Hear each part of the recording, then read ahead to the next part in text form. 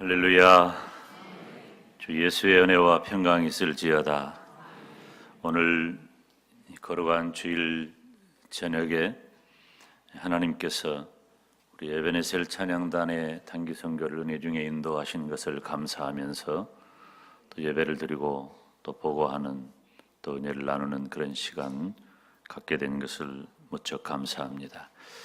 오늘 저녁에 우리가 함께 은혜 받을 말씀은 초대교회가 받은 말씀. 여러분, 이 교회의 최초 모습은 성령의 능력이 역사하는 거룩한 공동체였습니다. 그러니까 어떤 이합 집산을 거듭하면서 자기들 나름대로의 어떤 주의 사상, 개념을 정리해 가는 것이 아니라 우리 교회는 성령 하나님께서 역사하셔서 처음부터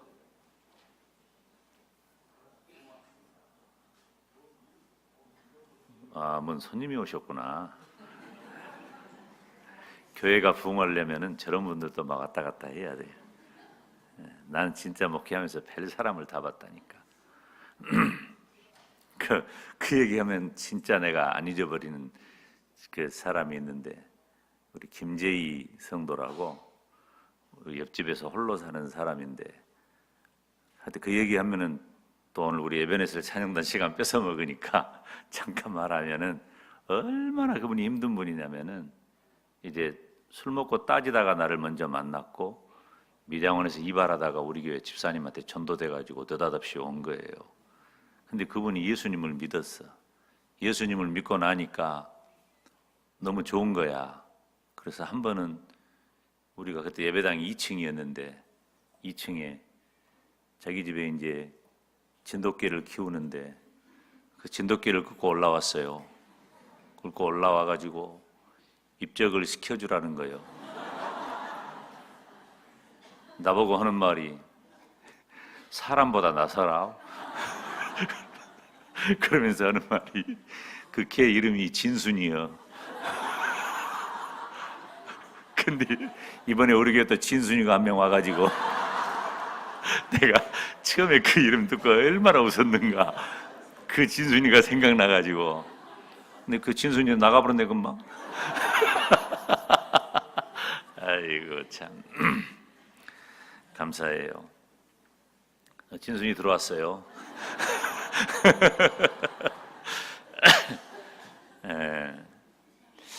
여러분, 교회는 그런 곳이에요.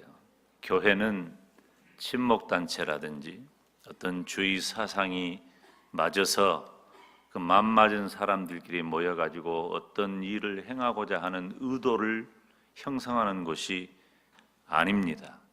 교회는 처음 시작할 때부터 성령의 능력이 역사하는 거룩한 공동체였음을 믿으시기 바랍니다. 그런데 그와 같은 모습이 있기 전에는 사도들 얼마나 능력이 있습니까? 그런데 그와 같은 모습이 있기 전에는 얼마나 연약했는지 몰라요. 마태복음 28장 17절 말씀을 보면은 예수님께서 부활하심을 보고도 아직도 의심하는 자가 있었다 하는 거예요. 여러분이 아무렇지도 않게 저를 쳐다보고 있는데 다 여러분도 똑같은 사람들이에요. 제자들은 예수님 부활한 거 보고도 안 믿었지만 여러분은 죄종이 얼마나 말씀을 많이 전하고 또 체험을 많이 해놓고도 마치 불순종한 이스라엘 민족처럼 우리도 불신앙 가운데 거할 때가 얼마나 많이 있냐 그 말이죠.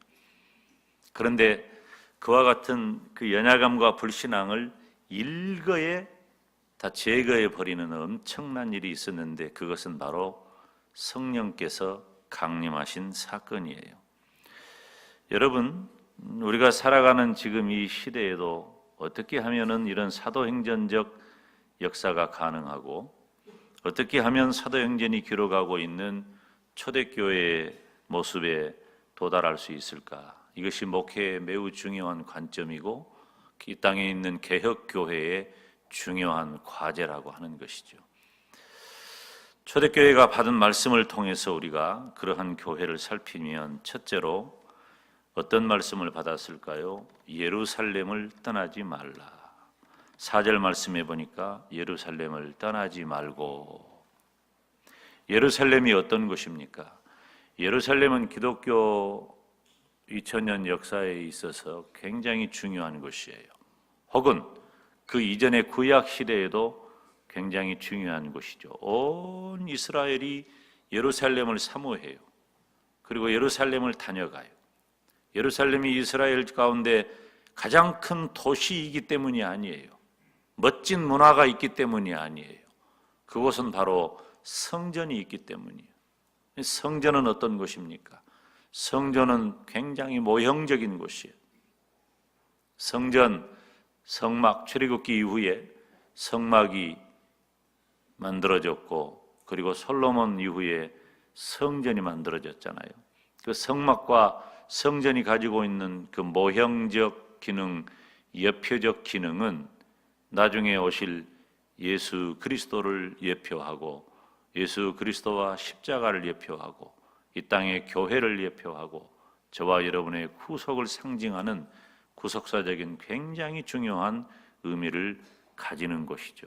그래서 성전을 사모했어요. 예루살렘을 사모했어요. 그리고 신약 시대에 이르러서도 예루살렘은 굉장히 중요해요. 예수님이 오셔서 십자가에 못 박혀 죽으신 곳이 예루살렘입니다. 죽으신 곳이 예루살렘이니까 살아나신 곳도 예루살렘입니다. 살아나신 곳이 예루살렘이니까 하늘로 올리우신 곳도 예루살렘입니다. 그리고 우리 주님께서 다시 오실 때에 올려 가신 그대로 다시 오실 것이기 때문에, 물론 그때는 초자연적인 역사로 온 천하 만국이 다 우리 주님의 다시 오심을 보게 되겠지만, 역시 우리는 지금 이 시대에도 백투 예루살렘을 기대하고 기다리고 기도하고 있는 것입니다. 그래서 우리 주님께서는 예루살렘 떠나지 말아라. 그런데 그곳이 예수님을 따르는 자들을 잡아가고 가두고 죽인다고 해서 떠난다면 아마도 이 땅의 교회는 시작되지 않았을 것입니다. 예수님께서 죽으시고 예수님이 피 흘리시고 예수님이 다시 사신 그곳을 제자들은 지켜야 했습니다. 무엇을 의미할까요? 예루살렘을 떠나지 말라는 우리 주님의 말씀은 바로 교회 중심의 신앙을 의미합니다. 사랑하는 여러분, 마가의 다락방에 모였던 120명의 초대교회의 시작은 우리 주님께서 이 땅에 세우신 최초의 교회임을 의미합니다. 교회 안에 머물러 있을 때에 성령께서 강림하셨고, 교회 안에 머물러 있을 때에 역사가 일어난 것입니다. 그런데 우리가 살아가는 이 시대는 모이기를 피하는 악습이 늘어나고 있어요. 안 모여요. 지금 오늘 이 시간에, 지금 이 시간에 예배당 안에 이렇게 성도들이 모여 있는 교회가 우리 교회 말고 얼마나 될 것인가, 저는 가히 걱정이 커요. 저는 참 여러분에게 감사한 마음도 있지만은, 담임 목사는 이것도 목이 말라서 아직도 목이 마르다고, 더 많이 기도하자고 하고 더 열심히 예배를 드리자고 하는데, 여러분 요즘 예배가 새벽 예배, 수요 예배, 주일 예배 뭐 다 소홀합니다. 안 좋은 것은 서국교회 다 따라가요. 지금 서국교회를 보세요. 예배 안 드리는 것 아니에요. 주일 예배 한 번 드리는 거예요. 그러다 어떻게 되었어요? 유럽교회 같은 경우는 평생에 3번 교회 가요. 태어나서 세례받을 때 가고, 시집장가 갈 때, 결혼식 할 때 가고, 나중에 장례식 할 때 가요. 그러고 구원받아 천국 갔다고 말할 수 있어요? 여러분, 우리 구원은 그렇게 쉬운 것 아닙니다. 우리가 받은 구원은 값없이 받은 은혜로 받은 구원이지만 그 구원은 싸구려가 아니에요. 사랑하는 여러분, 우리가 지켜야 할 자리를 지키는 것, 그 자리, 예배의 자리를 지키는 것이 초대교회의 모습이에요. 그래서 마가의 다락방에 모여가지고 120명의 성도들이, 120문도들이 열심히 예배했어요. 열심히 기도했어요. 기도했기 때문에 성령이 강림한 것은 아니에요. 약속하셨기 때문에 그 약속하신 대로 성령께서 강림하셨지만 기도하는 그때에 성령이 강림하신 줄로 믿습니다. 저와 여러분이 마음에 소원이 있고 이 땅에 세워진 교회로서 부흥하고 성장하기를 바라는 마음이 있다면 교회 중심의 신앙을 가져야 할 줄로 믿습니다. 두 번째로 초대교회가 받은 말씀은 약속한 것을 기다려라. 4절에 아버지의 약속하신 것을 기다리라. 뭘 약속했어요? 우리 주님이 제자들과 마지막 만찬을 마친 다음에 제자들이 근심하는 거예요. 제자들은 다 시골 사람들입니다. 못 배운 사람들이에요. 그런데 그들이 예수님과 동행했던 지난 3년 반을 뒤돌아보면 상상할 수 없는 일들이 그들의 인생 가운데 일어난 거예요. 예수님이 전한 말씀 듣고 살았고, 예수님이 행하신 이적을 보고 살았고, 그 예수님이 행하신 이적의 내용들을 보면 인간으로서는 자기들의 삶의 일반적인 경우로는 상상할 수 없는 엄청난 경험을 한 거예요. 그런데 예수님이 죽는다고 말씀하시고 너희들의 곁을 떠난다고 말씀하시니까 제자들이 실망하고 낙담하는 거예요. 그래서 우리 주님이 너희는 근심하지 말아라. 근심하지 말아라. 내가 가면 나를 대신한 보혜사가 너희와 함께 할 것이다. 너희들은 예루살렘을 떠나지 말고 약속하신 것, 내가 지난번에 약속하지 않았냐? 그 약속하신 성령을 기다려라 말씀하시는 거예요.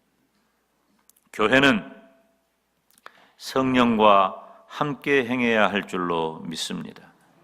성령으로 해야 우리는 거룩하게 감당할 수 있습니다. 교회가 어떻게 교회가 됩니까? 성령으로 행할 때에 교회가 되는 줄로 믿습니다. 만약에 잘나고 똑똑한 사람들 중심으로 무엇을 한다면 교회가 아닙니다. 교회는 성령님의 인도가 아니라면 가만히 있어야 합니다. 성령께서 가시는 곳에 우리도 동행하고 성령께서 멈추는 곳에 우리도 멈춰야 할 줄로 믿습니다. 초대교회가 받은 말씀은 성령 하나님 중심의 신앙이에요. 여러분, 우리가 왜 금년에 깨어서 더욱 기도해야 하고 깨어서 더욱 예배해야 할까요? 그것은 내 힘으로가 아니라 성령의 역사를 기대하기 때문입니다. 출애굽기 31장 말씀, 제가 요즘 많이 보는 말씀이에요. 성막의 제조 과정을 기록하고 있는 내용인데요. 이 출애굽기 31장에 등장하는 인물이 부살렐이라고 하는 인물이 있습니다. 이 부살렐은 유다 자손이고 훌의 손자예요. 그런데 그가 성막을 건축하는 그런 과정에서 성막 안에 있는 여러 가지 기구를 제작하는 책임을 맡았어요. 그럼 우리들이 언뜻 생각할 때 그냥 목수나 손재주가 좋은 사람이거나 그런가 보다. 천만의 말씀이에요. 여러분, 성막을 제조하고 성전을 건축하는 과정을 잘 살펴보면은 솔로몬이 성전을 건축할 때 망치 소리 하나도 안 났다 그랬어요. 조용하게, 거룩하게, 겸손하게. 어떻게 그 일이 가능할까요? 이 부살렐은 성경을 보니까 여호와의 신이, 다시 말하면은 성령으로 충만한 사람이었어요. 그래서 그가 하나님께서 맡기신 그 성막 안에 있는 여러 기구를 제조하는 책임을 감당했다고 하는 거예요. 우리가 하나님의 교회 안에 크고 작은 직분을 맡을 수가 있어요. 솔직히 말하면 부족한 종은 방금 표현했듯이 너무나도 부족하죠. 자격과 기준으로 말하면 어떻게 제가 주의 종의 자리에 서서 말씀을 전하고 우리 교회를 목회할 수가 있겠습니까? 할 수 없어요. 어떤 자격과 기준으로만 본다면. 그런데 연약하고 부족하고 무능해도 성령 하나님께서 역사하시니까 그 일이 가능한 줄로 믿습니다. 주님의 몸된 교회 안에서 초대교회 주님께서 약속한 성령을 기다리라 하셨을 때에 기다릴 때에 성령 강림하셨고 그 이후에 엄청난 역사가 일어났던 것처럼 우리 영광대교회도 성령 하나님 중심의 신앙 가지시기를 주님의 이름으로 축원합니다. 초대교회가 받은 말씀은 첫째로 교회 중심의 신앙이요, 둘째로는 성령 하나님 중심의 신앙입니다. 세 번째로는 내 증인이 되라 말씀하셨어요. 8절에 오직 성령이 너희에게 임하시면 너희가 권능을 받고 예루살렘과 온 유대와 사마리아와 땅끝까지 이르러 내 증인이 되리라. 아멘. 증인은 법정 증인을 말합니다. 여러분, 증인이 굉장히 중요해요. 성경에도요, 두 증인이 있으면 송사가 형성이 돼요. 두 증인이 있으면. 이건 교회 안에도 그럽니다. 저는 교회 안에 아직까지 치리하는 경우가 제가 광주에서 한두 번 있었습니다만, 저는 제가 치리해야 할 경우가 생기면 명확한 증거나 두 증인이 있어야 돼요. 그렇지 않으면 안 돼. 이게 법 원리예요. 법 원리. 그런데 이 법정 증인은 뭐냐면은 반드시 자기가 증언한 일에 대하여 무한 책임을 지는 거예요. 무한 책임을 져요. 무한 책임이라는 게 무엇일까요? 내 생명이라도 내가 한 증언에 대하여 책임을 지는 것입니다. 그래서 증언을 하는 증인은 무엇만을 말해야 할까요? 진실만을 말해야 돼요. 거짓을 말하면 증언이 아니에요. 그건 거짓말이에요. 그래서 증인 선서를 하면 법정에서 진실만을 말할 것을 선서한다고 하잖아요. 바로 여기 오늘 본문의 8절에 우리 주님께서 내 증인이 되리라 말씀하신 그 증인은 그런 증인을 말하는 것입니다. 진실만을 말하는 증인. 예수님이 어떤 분인가를 직접 보았고 들었고 경험했고 내가 확실히 아는 것에 대하여 가만히 있을 수 없어. 그 진실을 전할 수밖에 없다는 거예요. 그래서 예루살렘과 온 유다와 사마리아와 땅끝까지 더 멀리 예수 그리스도를 증거하는 증인이 되는 거예요. 예수님만 전하는 것이에요. 초대교회가 받은 말씀은 전도 중심의 신앙을 가져야 한다. 여러분, 우리 교회는 예수님을 증거하기 위하여 목숨을 내걸어야 할 줄로 믿습니다. 교회의 사명인 전도와 선교를 위해서 모든 것을 아끼지 말아야 합니다. 이 갈릴리 호수의 특징이 있지요. 흔히 많이 비교를 하잖아요. 갈릴리 호수하고 이 사해바다를 비교를 하면서 이 사해바다는요, 물론 지금은 그것이 이스라엘과 요르단의 굉장히 중요한 자산이 되기도 해요. 그 사해바다가 염분이 굉장히 높아요. 생물이 살 수가 없어. 사해바다가 생물이 살지를 못해요. 죽은 바다라 그래요. 이 갈릴리는 호수예요. 갈릴리는 헐몬산에서 흘러나오는 그 물들이 모여 가지고 그곳에서 여러 생물이 사는데 그 물을 흘려보내요. 요단강을 통해서 사해바다까지 물을 흘려보내요. 그러니까 그 안에는 생태계가 계속해서 순환되는 거예요.